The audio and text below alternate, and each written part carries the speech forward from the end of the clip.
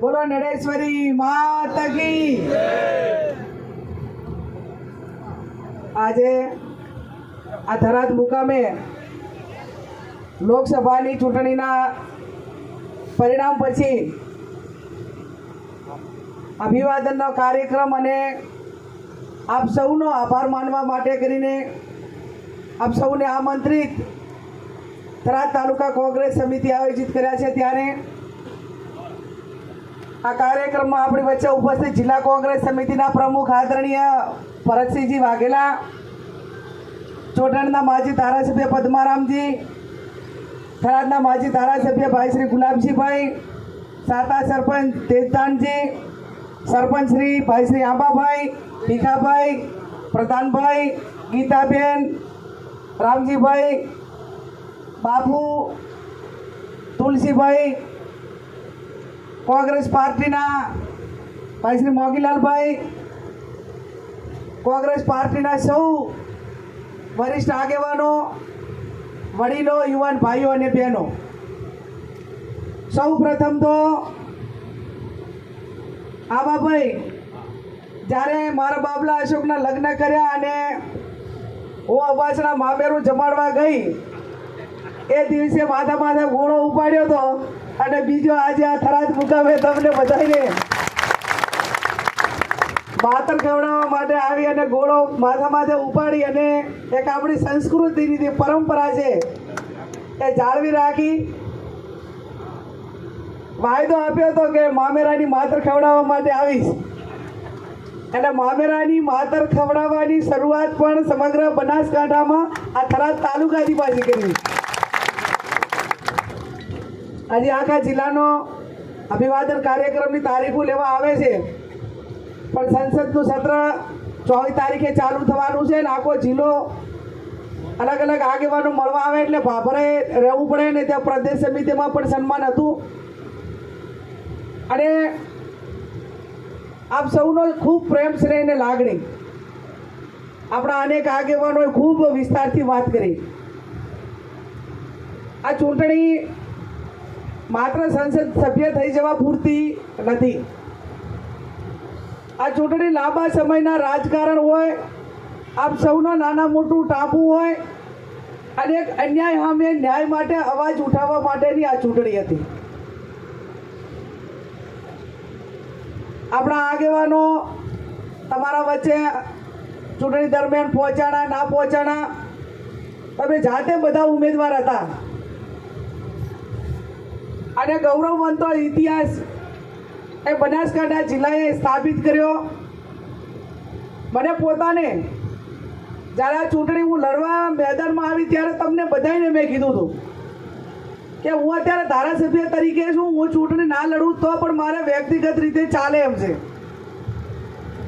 હું મારા વ્યક્તિગત માટે જો પૈસા માટે કે એના માટે ચૂંટણી લડતી હોત તો અહીંથી ઘણા બધા નાના મોટા ધંધા લેવા માટે કે નાના મોટા ભ્રષ્ટાચારો કર્યા હોય કે ભવિષ્યમાં કાંઈક મેળવવાનું છે તો ઘણા માણસો આપણા જે આપણે રાત દાડો એમના માટે મજૂરી કરી હતી અને જેમના માટે આપણે સામેવાળા માટે લડ્યા હતા એ પણ ટક્કર ના ચાલ્યા ને મને તો આ ચૂંટણીની અંદર ઘણા બધા સમાચાર એવા મળ્યા આપણા વિસ્તારમાંથી કે ગેનીબેન ભાજપવાળા મથે ને એના કરતાં તો 3 ગણું બળ આપણે અહીંથી ગ્યાઈ કરે છે કે કેવું બળ કરે છે મને કે પાણીથી કરીને સોટી ઊંધી કરે છે। મેં કીધું પણ ચમ એનું તો આપણે કાંઈ બગાડ્યું નથી, એમના બધાના પ્રચાર કર્યા છે, વોટ અપાયા છે અને કે ધંધા રોજગાર તો શું એ ચૂંટણી લડતા તેના ધંધા રોજગાર નહોતા એના જ હતા પણ હર હંમેશા આપણાને કોઈક વેત નમે તો આપણે હાથ નમવાની તૈયારી રાખવી પડે। અને હું તો એક દીકરી હતી, એક બહેન હતી અને આપણે હંમેશા કહેવત હોય છે કે ગણ ઉપર ગણ કરે એને તો વ્યવહાર કેરો વટ। જે તમે ગણ ઉપર ગણ કરો ને એને તો એ વ્યવહાર કેરો વટ, પણ અવગણ ઉપર ગણ કરો એને મરદાન કેરો વટ કહેવાય। એમને તો એક દીકરીની અત્યારે જે અમારો ગણ હતો ઉતારી અને એક બદલો ઉતારવા માટેનો એક સમય આ વચ્ચે આવ્યો હતો। ખેર પરિવાર મોટો હોય અને મને ચૂંટણી લડતી હતી ને રાજીનામા પડતા હતા ને આ બધા તાયફા થતા હતા ને પાણીથી સોટી બળ કરતા હતા એટલે થોડુંક એવું દુઃખ લાગતું હતું કે જેના માટે મારો સમાજ હોમાઈ ગયો, હું હોમાઈ ગઈ, કોંગ્રેસ પાર્ટી હોમાઈ ગઈ.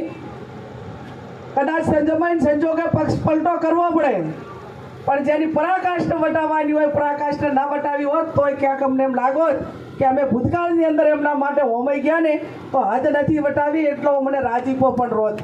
પણ હું અભિનંદન આપું છું બનાસકાંઠાની જનતાને, તમને બધાને કે તમે જે વટ રાખ્યો છે અને તમે જે કામ કર્યું છે એ બધા તૂટીને પડ્યા હતા અને આજથી દાઉદ એટલે દાતાર્યા પણ કોઈ વગર ઊભું ના રહેવાનું અને સમગ્ર ગુજરાતની અંદર તિરંગો લહેરાયો તો એ બનાસકાંઠાની જનતાએ તમે બધી લહેરાયો છે. હવે એમને થતું હોય કે આવું ના કર્યું હોત તો સારું એમ. એટલે કે હરાઈ જ નાખો, હું લડું છું એમ કે મારી આબરૂ થાય છે. અરે આપણા મતદારો આગેવાનો એમ કે તમારી ઈચ્છા 52 ગેરથી દાદા તમે લડતા તાર તો આલ્યા હતા ને હવે લડશો તારે આપશું. આ લડે એને નહીં, આ બનાસકાંઠાને તો કાંઈ લેવા દેવા નથી. અત્યારે તમારી આબરૂ ચા થાય તમે લડો એટલે અમે ભૂતકાળમાં હતા ને ભવિષ્યમાં રહેશું. આવા બધાને જવાબ આપવા પડે કે ના આપવા પડ્યા? અને આ તો કે અમારી આબરૂ થાય છે, પણ ચો હવે ચૂંટણી રેખાબેન લડે, અહીં આપણે ત્યાં પાટણમાંથી આવીને લડે અને અહીં આપણે બનાસકાંઠાવાળા કે અમારી આબરૂ થાય છે, પણ તમારી ચાથી થાય આબરૂ એમ? તમારે શું સંબંધ છે, શું આબરૂ થાય એમ? પણ મેં કીધું એ પ્રમાણે સ્વાર્થને કશું દેખાય નહીં. એમ આપણા જેટલા પણ ગુજરાતની અંદર કોંગ્રેસના આગેવાનો ગયા એ બધાએ જ્યાં ગયા ત્યાં ક્યાંક થોડા ઘણા પ્રમાણમાં ક્યાંક ફાવટ પડ્યો હશે, પણ એ પૈકીનો ફાવટ બનાસકાંઠાની જનતાએ નથી પડવા દીધો. બનાસકાંઠાની જનતાનો કોંગ્રેસ પાર્ટી અને અમે બધા ખૂબ ખૂબ હૃદયપૂર્વક આભાર માનીએ. આખી ચૂંટણી પત્યા પછી કયા પ્રકારના ચૂંટણીના સમયમાં સંસાધનોના ઉપયોગ થયા, મને મીડિયાવાળાને એમને બધી પૂછ્યું કે બેન આ 26માંથી એક તમે જીત્યા અને આ તમારી સીટ તો એટલી અઘરી હતી કે તમારે ભાજપ કોંગ્રેસ સામેની ચૂંટણી નથી. તો કોના સામેની ચૂંટણી હતી? તો કે તમારી ચૂંટણી એશિયાની સૌથી મોટી ડેરી બનાસ ડેરી સામે હતી, તમારી ચૂંટણી બનાસ બેંક સામે હતી, તમારી ચૂંટણી સંવિધાન ઉપર બેઠેલા પદો ઉપર બેઠેલા લોકો સામે હતી, તમારી ચૂંટણી બનાસકાંઠા જિલ્લાનું સમગ્ર ગુજરાતનું વહીવટી તંત્રથી પ્રેસાઇડિંગ ઓફિસરથી કરીને બધાય એમની સામે હતી, તમારી ચૂંટણી બનાસકાંઠાના એસપીથી કરીને જે 90% ભાજપના ખેંચ નથી પહેરેલા એવા પોલીસના અધિકારીઓની સામેની હતી, તમારી ચૂંટણી એ બનાસકાંઠાના 2 નંબરના ધંધા કરનારાવાળા બુટલેગરોની સામે હતી, તમારી ચૂંટણી એક તાનાશાહ સામે લડવા માટેની ચૂંટણી હતી, તમારી ચૂંટણી પૈસાના રેલમ સેલ સામે લડવાની હતી અને તમારી ચૂંટણી એક અસત્ય સામે સત્યના વિજય માટેની ચૂંટણી હતી. ત્યારે આ તમામ સંસાધનો સામે કોઈ પણ પ્રકારની લાલચમાં આવ્યા સિવાય હવે આ ધીમે ધીમે પોસ્ટમોર્ટમ થશે ને એટલે ખબર પડશે જેટલાને ડેરિયાના વાયદા આલ્યા, જેટલાને નોકરીઓના આપ્યા, ઓલા 2022માં વાયદા આલ્યા હતા એ તો પાછા આવતા રહ્યા ખાસા બધા, પણ હવે આ 24 વાયદા આલેલા 27 કામ આવશે પાછું. આપણે નફો તો છે જ, કારણ કે ત્યાં સુધી તો નહીં કરે કંઈ. હવે એના કોઈ ફોને નહીં ઉપાડે. ઓલા જામીન થયા છે ને, જામીને હોળું થાય મરવા અને જામીન થાય ભરવા. આપણે કોઈ ઝઘડો થતો હોય ને તો એમાંથી હોળું ભેગો હોય ને એને મરવાની તૈયારી રાખવી પડે અને વચ્ચે કોઈને જામીનથી નપાયું હોય તો ભરવા માટેની તૈયારી રાખવી પડે. અને આર્યા બધા જે જ્યાં જામીન થયા છે ને એને હવે કે મારું એક તો વિચાય ને જામીને થયા એટલે આ ડખો તો હવે 3 વાર હું તો હેડશે પાછો. અને જે ગામ વધારે વોટ આપે એને 25 લાખ એટલે એને 25 લાખવાળા ગામોની યાદી બનાવો. એટલે પહેલાં તો 25 લાખવાળાને આપણે 2 લાખે ભાઈ તમે આ 25 લાખવાળું પહેલું કરો. ત્યારે આ લોકશાહી છે, એક વાલ્મીકી પરિવારનો વોટ હતો એની કિંમત એવડી છે ને દેશના વડાપ્રધાનના વોટની કિંમત પણ એવડી જ છે. આટલા સંસાધનો સામે ચૂંટણી અને એના ઉપર પાછું વધારાનું વોટ કરવા દાવાના આટલા પૈસા, વોટ ના કરવા દાવાના આટલા પૈસા, ચૂંટણી કાર્ડના બધું હળગાઈ નાખવાના આટલા પૈસા, પાછા વેવાઈના બધાઈને મેલે વધારાના સોગન ખાઈને વાંઈ કંઈક નિશાઉને કરીને વોટ કરવાના આટલા પૈસા, એવું ખરું કે ને એમ? અને પછી કે તમે હવે તો અમને વોટ આપવાના હોય તો ના કરવા દો તો આપશું એમ માની લઈશું.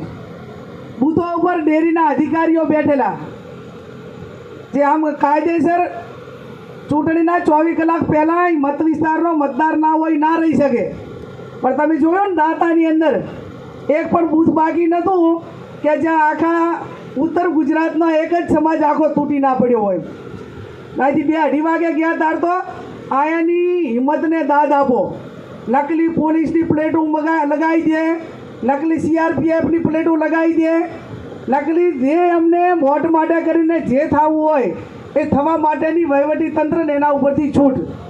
પણ છતાં જ્યારે કુદરતને અહીંયા ધેર હોય પણ અંધેર ના હોય, જ્યારે લોકોએ નક્કી કર્યું હોય છે ત્યારે એમાં ઠીક છે આપણાને સંઘર્ષ, મુશ્કેલીઓ, ચડાવ ઉતાર, સામનો બધોય આવે, પણ અંતે જ્યારે આપણી નીતિ સાચી હોય, નિયત સાચી હોય તો હું માનું ત્યાં સુધી એની અંદર કુદરત પણ મદદ કરતી હોય છે. અને હવે તો આપણે તો એક સારું કર્યું ચૂંટણી દરમિયાન કે આપણે તો ભાજપવાળાનો વિરોધ નથી કર્યો, સમાજનો કોઈનો વિરોધ નથી કર્યો, બીજા કોઈ સ્થાનિક આગેવાનોનો વિરોધ નથી કર્યો. અમે તો કીધું હતું કે અમારી લડાઈ એ માત્ર સિદ્ધાંતો સાથે આટલા માટે કરીને છે, અન્યાય સામે છે. એ લડાઈ આજે ભૂતકાળમાં લડ્યા હતા, વર્તમાનમાં લડ્યા હતા, ભવિષ્યમાં એની લડાઈ હજી લડીશું. એમાં કોઈ શંકાને સ્થાન નથી. ત્યારે હું અભિનંદન આપું છું થરાદ તાલુકાની જનતાને કે આમ તો વર્ષોથી વાવ વિધાનસભાના ધારાસભ્ય તરીકે તમારા સારા માટા પ્રસંગમાં મારે આવવાનું થતું અને એ ટાઈમે કાયમી કહેતા કે બેન અમારે તમને વોટ આપવું હોય છે પણ હવે તમે અમારા વિસ્તારમાં નથી, એટલે તમને કુદરતી આખા જિલ્લાને વોટ આપવા માટેનો મોકો પણ મળ્યો. અને મોકો કહેવા પૂરતો નહીં પણ તમે ખૂબ સારી રીતે જે લાગણી ભેર, માનભેર જે મદદ કરવી પડે એક ગરીબ દીકરીને કરી છે. રાજકારણ ચડાવ ઉતાર મેં કીધું મારી જિંદગીની અંદર અનેક આવશે અને અનેક આવ્યા છે, પણ ખરા સમયે, મુશ્કેલીના સમયે કોઈ પણ માણસને ઘરે કોઈ નાના મોટી તકલીફ આવીને પડી હોય ને, કે આર્થિક રીતે હોય, કોઈ રાજકીય આર્થિક રીતે હોય કે કોઈ નાના મોટી બીમારી હોય, તો આપણે સમાચાર લેવા જાય ને તો એ માણસને અડધું ઓછું થઈ જાય.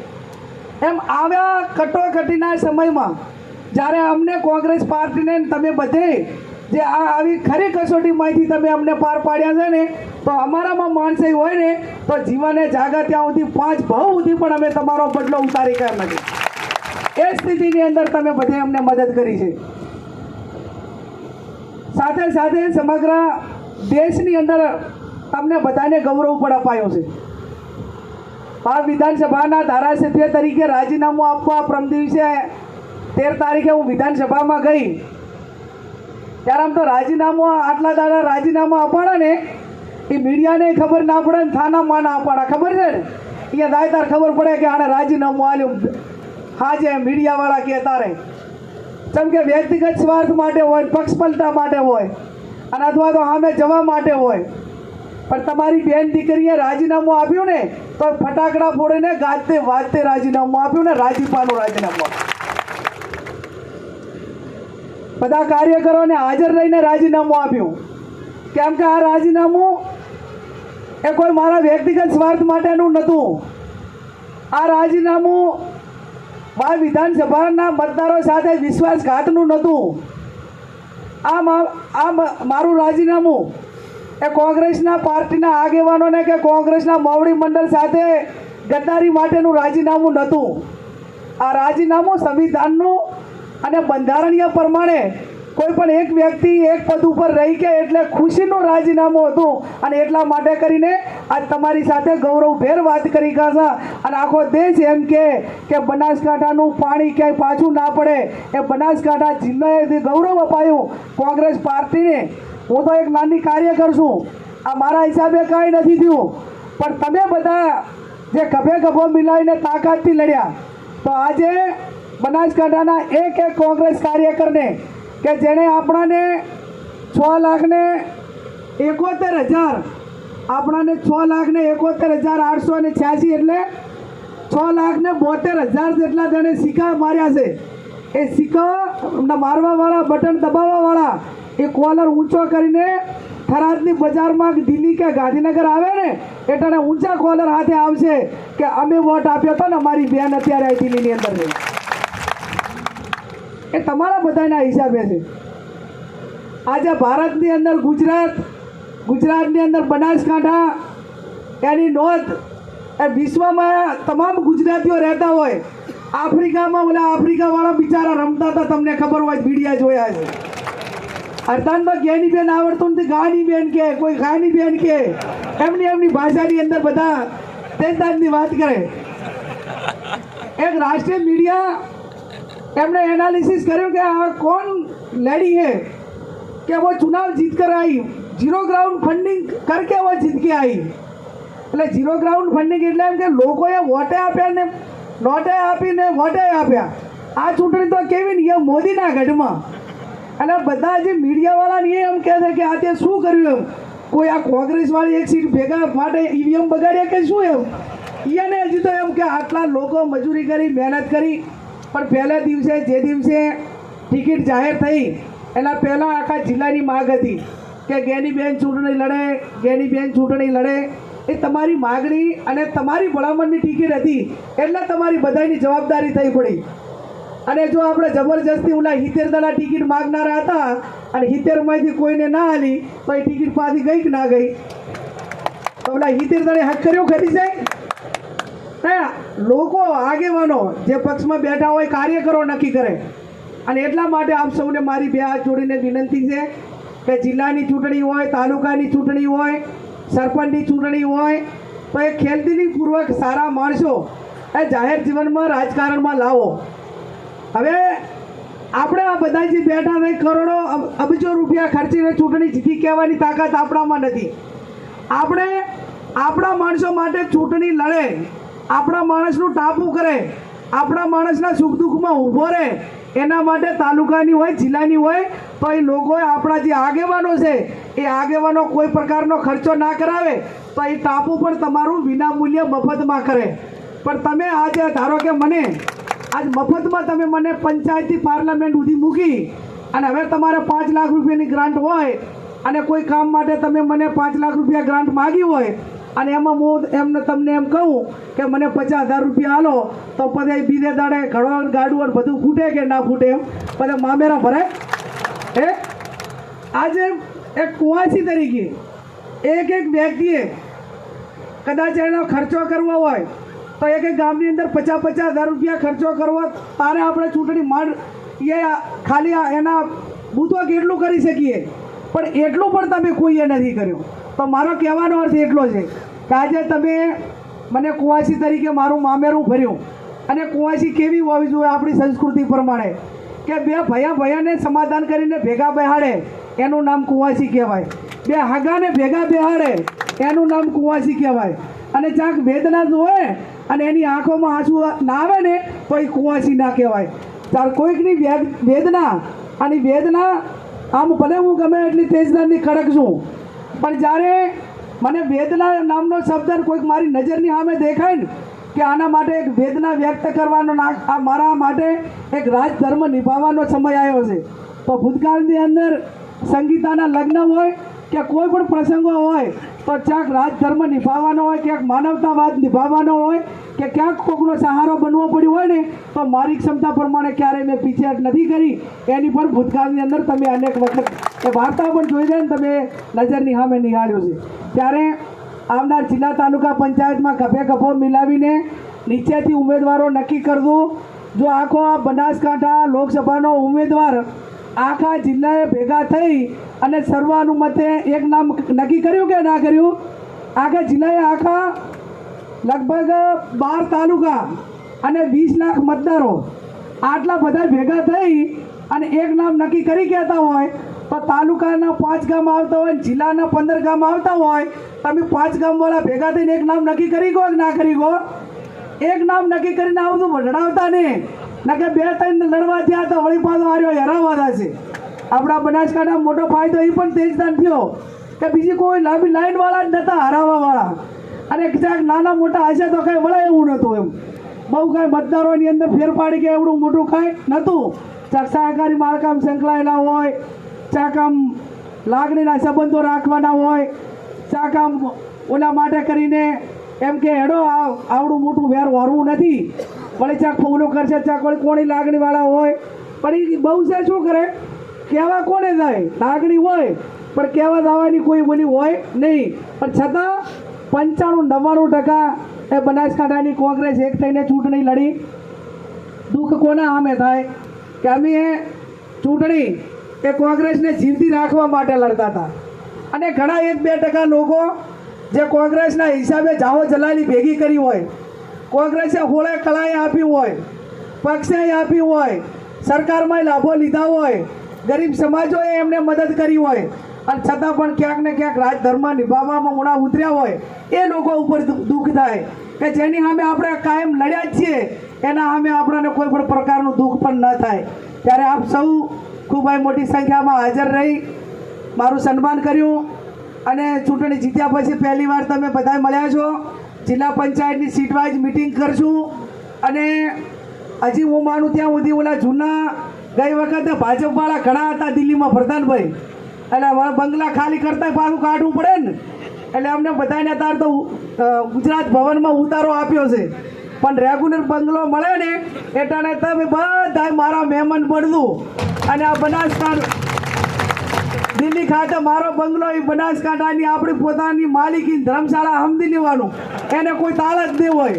ગાંધીનગરમાં મારું ક્વાર્ટર મળ્યું 6.5 વર્ષમાં કોઈ દાડો તાળા રહ્યા નથી, અને એ નહીં રહે. જેટાણે જે આવે એટાણે જે હાજર છે ચા પાણીની મનવેર દેશે સેવા કરશું, અને ગંગાજીએ નાવા દો તો વળતા મહેમાન પડતું. આપણે કોઈ સારું કામ કરે એટલે નથી કહેતા કે ગંગાજી નાયા, એટલે હવે આપણા બનાસકાંઠામાં તો ગંગાજી નાયા એવું સારું કામ પણ તમે બધે કર્યું છે, અને એનો ખૂબ રાજીપો પણ છે. એટલે આવનાર સમયમાં બધા ભાઈચારાની ભાવનાથી રહેજો. અને બીજી આપ સૌને વિનંતી કરું છું કે ચાહે નાના મોટા ટકરાવમાં કોઈ વ્યક્તિગત રીતે કોઈ ખરાબ હારેલા માણસ બધા બોખલાટ કરતા હોય, પણ આપણે જીત્યાનો સંયમ રાખજો. એટલે હવે આપ્યા હોય નો આભાર માનજો, ના આપ્યા હોય નો આભાર માનજો, અને હિસાબો જેના જે કરવાના હોય એ ચૂંટણી આવે એટલે આ રે કરશે બધાય. તમે ખાલી કહેજો કે આટલું આમ હતું એટલે સમય સંજોગે બધું કરશું.